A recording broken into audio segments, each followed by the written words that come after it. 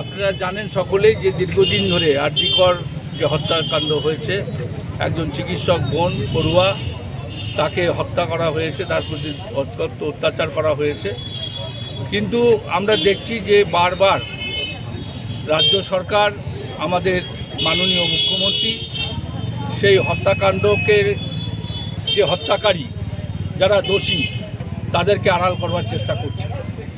এবং শুধু রাজনৈতিক দল হিসেবে নয়, সারা পশ্চিমবাংলার মানুষ তথা সারা ভারতবর্ষের মানুষ, সারা পৃথিবীর মানুষ যারা এর ঘৃণ্য হত্যার প্রতিবাদে সরব হয়েছে।